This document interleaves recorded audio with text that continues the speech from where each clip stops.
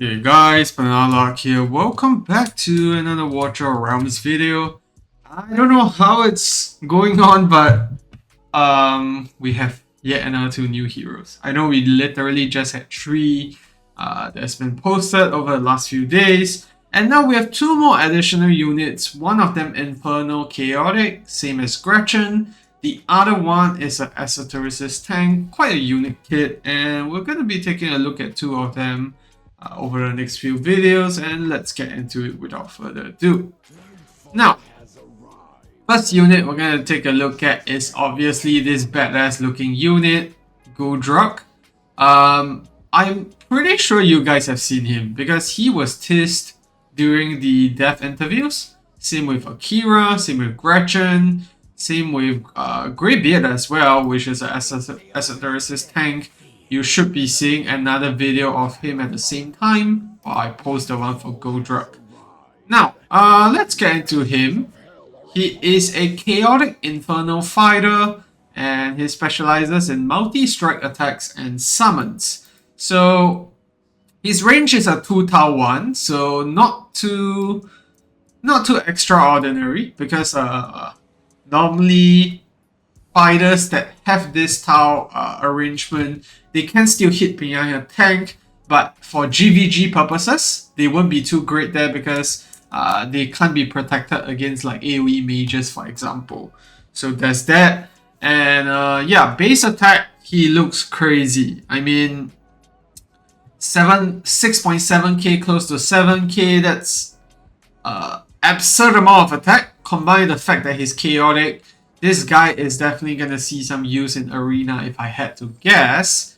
And yeah, other than that, cost at 19, I'm pretty sure we will see a cost reduction talent on his chaotic Arena specialty. And yeah, I think that's basically it for the stats here. Attack wise, 3-second interval, I think that's fairly alright. And deployment time, 30 seconds. So it'll be interesting to see why that's the case. And now on to his talent. Okay. Reduces redeployment time by 30 seconds. After deployment, triggers spawn and the hero's attack inflicts bleed on the target. So bleed, in case you guys didn't know, is true damage and also increases physical damage taken by 10%. And it does not stack. It's only one instance at any point in time. And what does spawn do? After 40 seconds, the hero retreats from the battlefield and creates a vestige at his position. I think this is a summon. Vestige cannot be healed. Inherits 100% of the hero's attributes and all skills except spawn. So yeah, makes sense. If not, you can create an infinite loop of him, spawning all the time. Up to 3 vestiges can exist on the field at any point in time. Very interesting unit. It reminds me of Xena, but Xena becomes useless after you spawn her for that first initial bit. For Guldrak, it's different. He will leave something behind, and then you can spawn him again afterwards as well, so that's interesting. Now, basic attack, 70% physical damage to one enemy target 2 times, so 140% per hit. And then first passive, honestly, his logos look very underwhelming. It looks like someone just threw together some stick figures and then, yeah, that's the art that you get. Alright. Bone Reaver's Edge. Each time the hero deals damage to one enemy, inflicts 1 stack of open wound on them. If the enemy has full stacks, he will ignore 40% of their defense. And each instance of damage that reduces the remaining time to next spawn by 1 second. So open wound reduces attack interval, stacking up to 10 times. So it means that he just attacks faster and faster. Is that right? Reduces attack interval. Yep, just attacks faster and faster. And then you get 40% ignore. But bear in mind that this is inflicted on one enemy. So if it's a content where there's multiple enemies, then this might not work as well if you keep switching targets. But yeah. And then we have the reduced spawn timer, which means that you will trigger this a lot earlier as long as you're hitting enemies. Now, second passive, when an allied hero or the vestige retreats from or dies on the field, the hero gains 30% damage increase for 15 seconds. So, who else will you retreat other than him though? I think it's really just the vestige. And he has to be alive for that to happen. That means that it will have to be another spawn that he has placed sometime ago. And then if that dies, he gets that, damage increase for a bit. A bit of an odd spell, but we'll see once we test it out. And reduce, of course, in arena, that's expected. So we are gonna get what? 14 cost on him, same cost as Valderon, same cost as Sergei as well. And now we move on to the ultimate. Frenzied Strike's auto ultimate, so same as Xena, unleashes 10 consecutive slashes at one enemy target in range. Each slash does 160% damage 2 times and causes HP drain. Can only be triggered 1 time per deployment, and the hero cannot die while this is active. Wow, okay. Very interesting. And you also get that increased tile range, which means that you don't have to place him forward anymore. You could place him on the higher tiles in arena. And yeah, that itself is already interesting what he can do. You can see the animation. He's just going crazy on the dude. And yeah, that's his ultimate. So now you start to understand why all this goes hand in hand together. Because he has that 10 strikes consecutively. I don't know the speed of that, but maybe that's how it reduces the spawn timer. So it'll be down to 30 seconds at the bare minimum after he cuts his ultimate very quickly. And yeah. Alright, now we move to the Awakenings. A1. Each time the hero is deployed, permanently increases his damage 10%, stacking up to 3 times. Then A2 is flat attack. Okay, that brings him up to 7k base attack. And yeah. A3 reduces the initial spawn timer required for spawn by 15 seconds. That's a huge deal. Penetration. And then A5, the hero can be deployed on the vestige tile to kill it. Consider a forced retreat. Restoring 10% max reach to adjacent allies and doubling the number of slashes for the hero's next ultimate. So at A5, you could essentially create a double loop where, he's just going to be doing crazy amounts of damage moving forward. So yeah, that's Guldrak. I don't think he has any exclusive artifacts. No.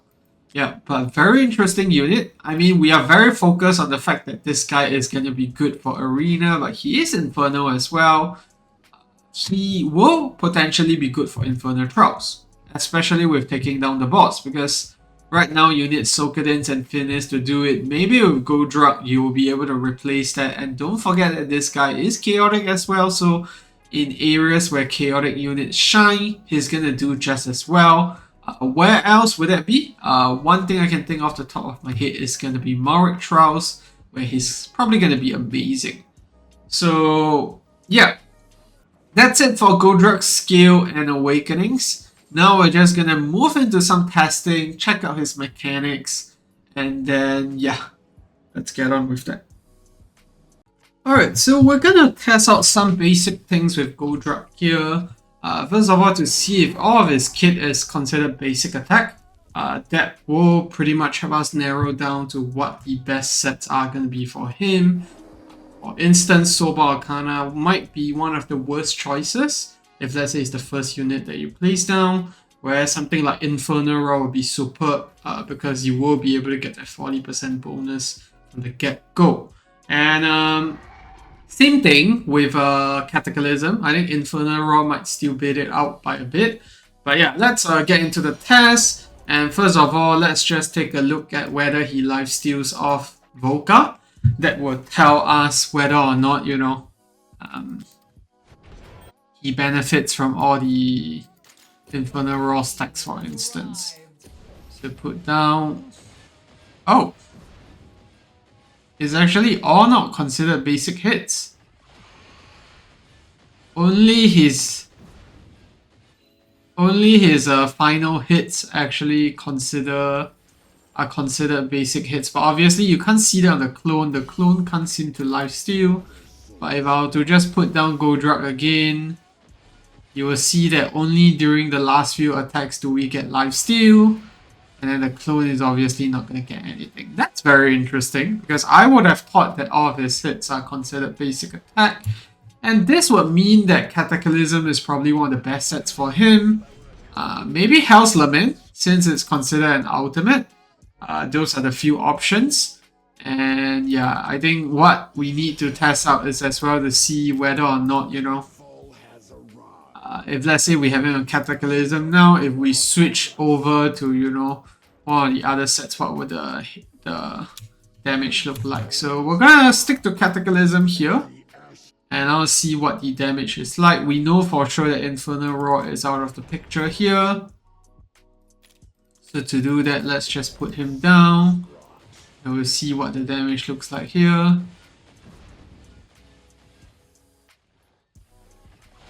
We'll wait till the first shield is up before we make that judgment to decide, you know, what's the best set for him.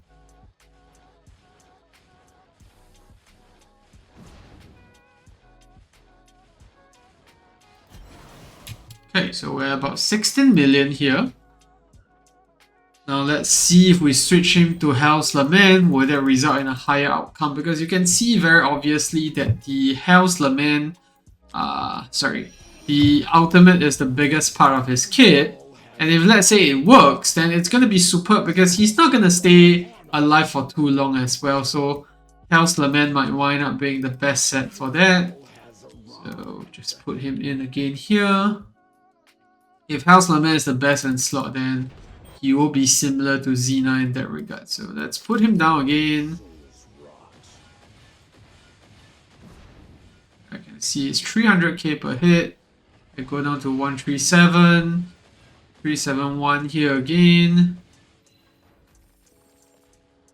Hell's Lament is definitely doing much more damage. The damage tapers off eventually, but yeah. It is going to be slightly more. 17.8, slightly more than the 16. And let's just switch to Infernal Roar for fun, right? To see if the damage dips. Because the ultimate is not considered a basic attack at all. So let's switch back here to Infernal Roar. And we'll see in a second.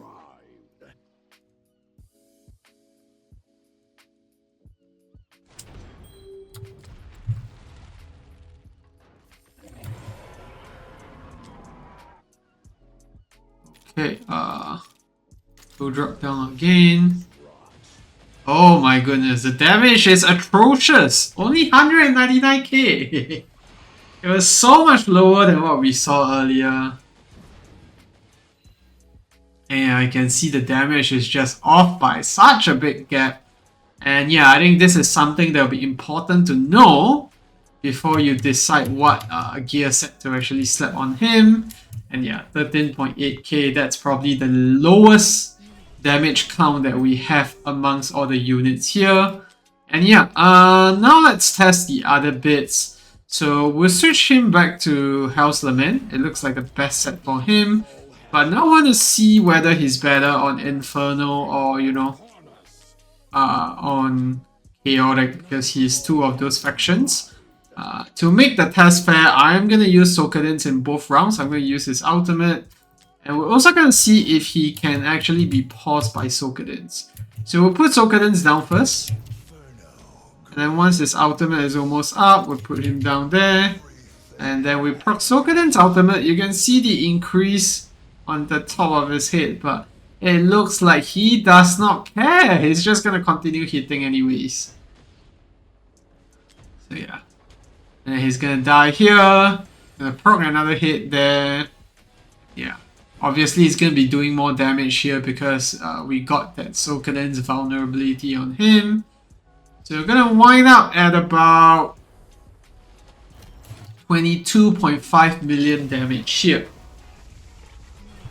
And interesting to know that Sokaden doesn't pause his ultimate. This might be one of the first heroes that just completely ignores what he does. And now we switch over to the chaotic side.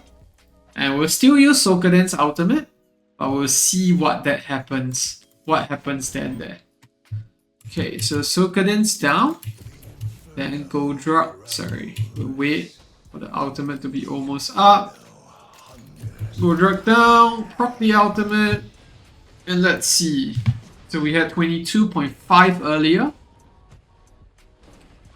And from the get-go, you can already see we're almost halfway there before the first clone even died. So we're definitely going to be doing a bit more damage here. Not just a bit, quite a fair bit actually. So Chaotic obviously going to be the superior buff for him there. So we're at about 30 million HP, 30 million. And bear in mind, this is Guild Boss. Defense Ignore is not that big of a deal. If let's say we are talking about content like Arena, Defense Ignore is going to come up even stronger. So we are going to see Guldrak make a much bigger dent or difference when we slap him on the Chaotic team instead.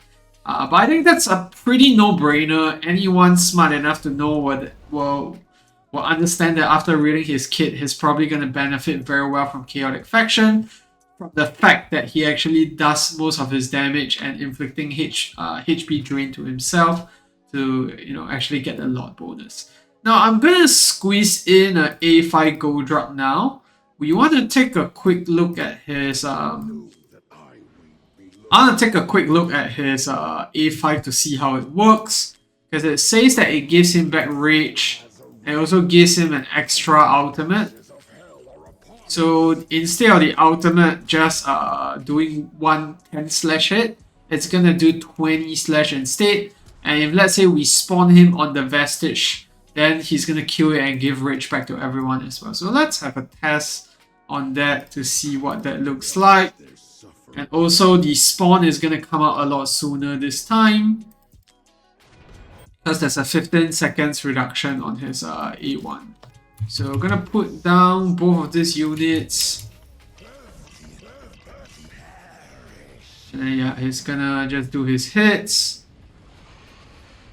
And that guy dies. Yeah. So actually it's just a 10-second downtime before the next copy of him comes out. So we put that down. I can see Sokaden's getting that 10% rage. 3, 4, 5, 6, 7, 8, 9, 10, 11, 12. Okay, we're definitely exceeding the damage as per what we saw earlier. Now, there's one very interesting thing that we also need to take note of here. Does the Vestige also get the extra hits? Because if it does, an incredibly broken ultimate. 8, 9, 10. Okay, no, the clone doesn't get it, only when you spawn him back. But it's very interesting that with the clone and everything up, then it's gonna be like a 10-second downtime before he starts consecutively coming back. I'm not sure where in the game will this become incredibly broken. But right now, from what I can see, it needs to be in a content where there's no increased respawn timer. And we know for a fact that Abyss has that, so that's out of question. Maybe in Arena, who knows? But these are very interesting takes. And then if let's say we take a look at one last thing, we want to see how the Unyielding works. Which is that when Guldrak does his ultimate, he has that Unyielding on. But if let's say the target changes, does his Unyielding still stay on? So it's gonna be pretty easy for us to test that out here. We're gonna slap Guldrak down, and we're gonna see if the clone survives. If the clone dies, then obviously the Unyielding is not on, and that's the last test that we're gonna be doing here.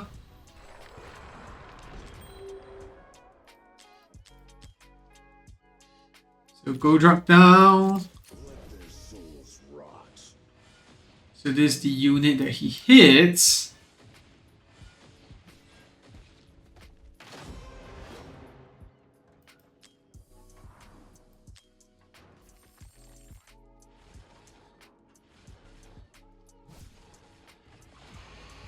the clone kills it in time.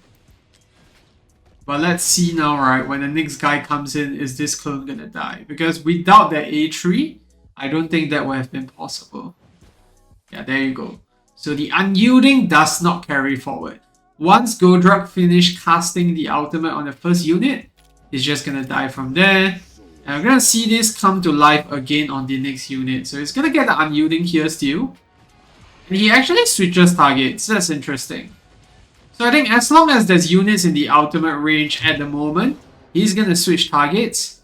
But now that the next guy comes in, he's no longer gonna target them with the ultimate. And that's when he's gonna die. It's gonna get one tap by this guy. Just watch for a second there. There you go. So yeah, those are all the things on the test.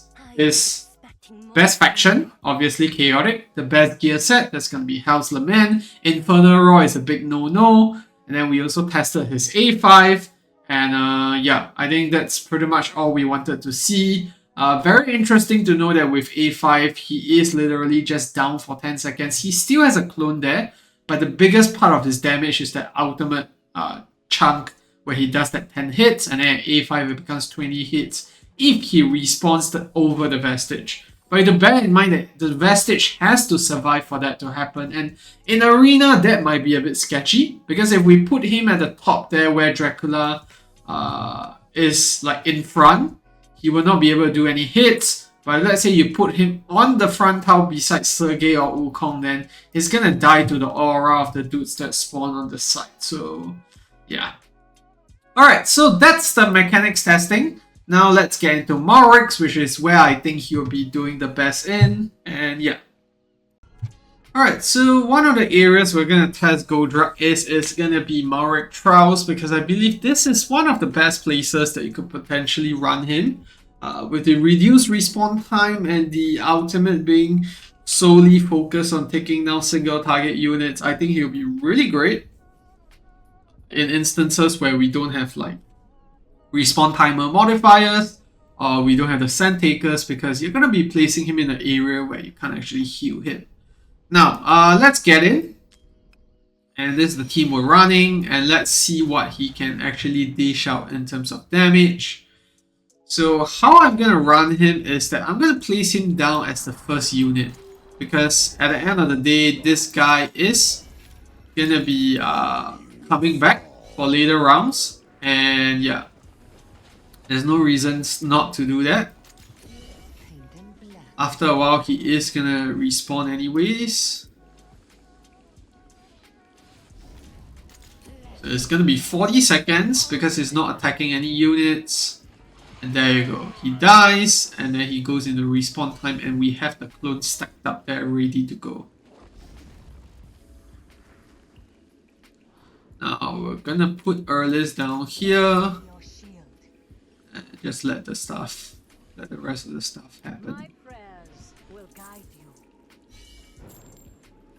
I mean, we could put a second copy of him down, but does it really matter? I don't think so, because both of them will trigger their attacks at the same time, and then, you know, he's no longer going to trigger it on another enemy. So it's not too ideal to stack copies of him on the same lane. In fact, I think the better option here is to stack him in multiple different lanes so that he can take care of the side enemies as well. See him taking damage there. The boss. Yeah. So stacking him early here might not really help if these clones die before he actually comes up here. My prayers will guide you. There we go. We have the first Inquisitor up. Unfortunately, he dies. So let's put this guy down. The Inquisitor. See what he can do. He dies prematurely, so we're not gonna get that spawn out in time. But he has a 30-second respawn timer, so I think he's gonna make it back before the next Inquisitor comes in. There we go. And to keep it really safe, we could place him just before the Inquisitor arrives, so that we minimize the downtime there.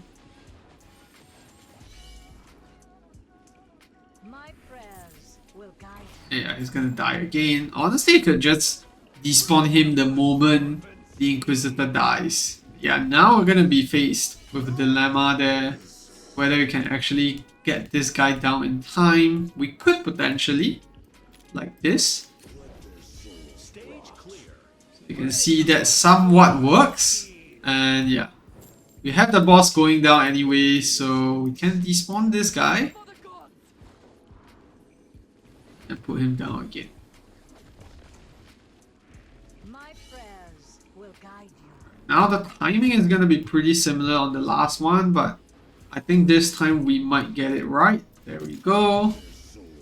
We'll put down Dracula here just to support in killing Irada. There we go. Yeah, Guldrak still dies, unfortunately. That's just the problem with Irada. My prayers will guide you. We can put down Guldrak to deal with this guy here. My prayers will guide you.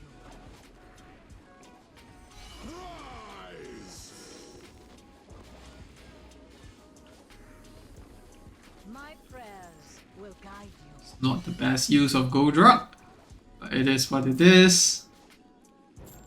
Color space transform. Go. My prayers. So now that there's no more units to actually kill him, he is gonna spawn up with his clone.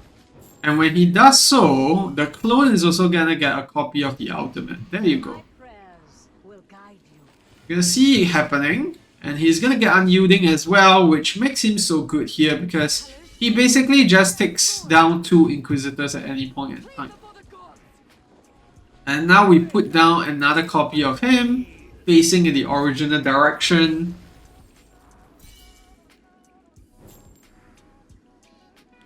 And this is gonna just help out in clearing out the guys at the Inquisitor. And then once, yeah, he spawns, he's gonna create another one there. That's gonna take care of another Inquisitor.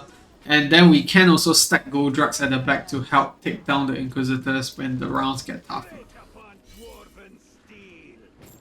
This one's gonna go into its ultimate. Here we go. My prayers will guide you. Color space transform. My prayers will guide you. Guldrak's gonna die there, but this one is gonna have that boosted ultimate attack. Take down the Inquisitors. My prayers will guide Go. And then he's up again for us to put him down another time. Maybe there's one more Inquisitor. I think that's basically it for the round. So you. My prayers. it's kind of similar to Sergei. Obviously, if given a choice, Moradin is a much better option. But if you don't have Moradin, then he is going to be potentially one of the units that you can substitute up at the top to, you know, deal with the Inquisitors. But the main caveat here is that there needs to be no map-wide AoE hits because he has no survivability at all.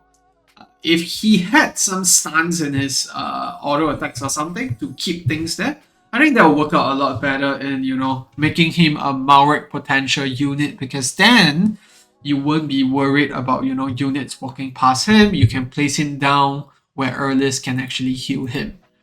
And yeah, that's basically it for the Malrik showcase for Guldrak. Yeah, and let's get into the next bits of content.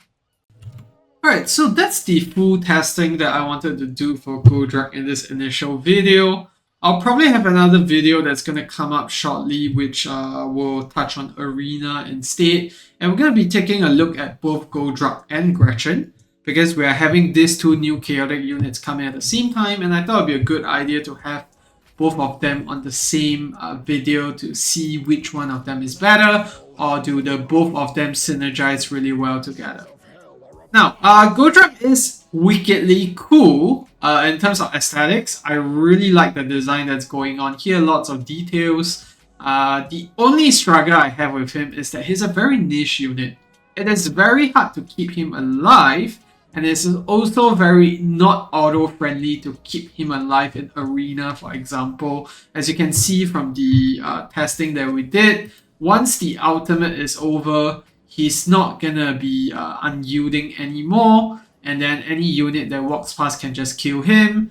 And this consecutive slash, as long as there are units in range, he can transfer it after killing the first one. But once that slash is over, that's it. He's not going to be doing much of the damage anymore. So those are the few things to take note of. And bear in mind that during the ultimate, the range is slightly extended. This is Guan Yu's range in a nutshell. And yeah, the rest of the stuff I think is pretty standard. This passive specifically just makes it such that, you know, you attack faster and you also do more damage whenever he's, you know, attacking the same target. And then, yeah, this 30% damage increase, I think this is more from him spawning over the vestige. I don't think it's really him dying as much as that. If he does count himself as the allied hero when he dies, then that's also probably why we see when his vestige actually spawns back. He is doing a bit more damage than what we usually see when we're testing this during the Guild Boss run.